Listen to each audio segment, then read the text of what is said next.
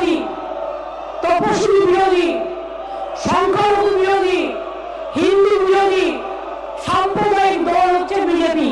মনে রাখবেন, এই দলটা আগামী দিনে ক্ষমতায় আসবে না। যাওয়ার পর যাওয়ার বিদায় ঘন্টা বেজে গেছেন। আর যিনি আজকে বড় বড় কথা বলছেন, তিনি 4টে দল বদল করেছেন। মাথায় রাখবেন, দলবদলুদের নেতা, তাদের কথা শুনে আপনারা ভুল পথে পা দিচ্ছেন। আপনারা ভুল পথে পা দিচ্ছেন। আপনাদের আমরা বড় সুযোগ দিয়েছি, আপনারা মনে করছেন বাংলাতে কন্ট্রোল করবেন। এত বড় ক্ষমতা আমার বড় কেটে দিল। আমি বাংলায় বলবো, আমি বাংলায় গান গাই, আমি বাংলায় কথা বলি, আমি রাষ্ট্র ভাষাও বলি, আমি অন্যান্য ভাষাকেও সম্মান করি। কিন্তু আপনারা বাংলাকে স্তব্ধ করছেন, বাংলাকে জব্দ করার চেষ্টা করছেন, বাংলাকে বদনাম করার চেষ্টা করছেন, বাংলাকে অসম্মান করার চেষ্টা করছেন। আমরা কিন্তু করি না। আপনাদের যখন বলবার সময় ছিল, আপনারা তখন আসেননি।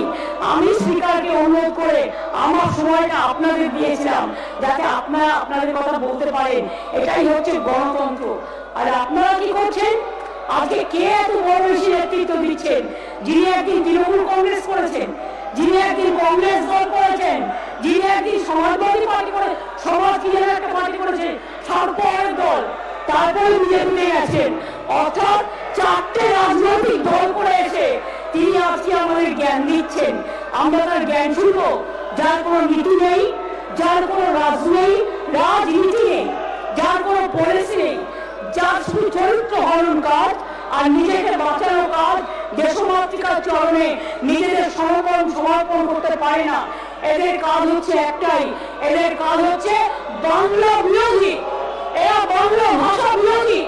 আমরা হিন্দি ভাষা বিরোধী নই, আমরা গুজরাটি ভাষা বিরোধী নই, আমরা তামিলনাড়ু ভাষা বিরোধী নই। আমরা মনে করি নানা ভাষা, নানা মত, নানা পরিধান, বিবিধের মাঝে দেখো মিলন মহান, সারে জাহাঁ সে আচ্ছা হিন্দুস্তান হামারা। আর আপনারা anti Bengali, you are anti Bengal. আপনারা বাংলা ভাষাকে মর্যাদা দেন না, বাংলাকে নিচুতে টেনে নামান।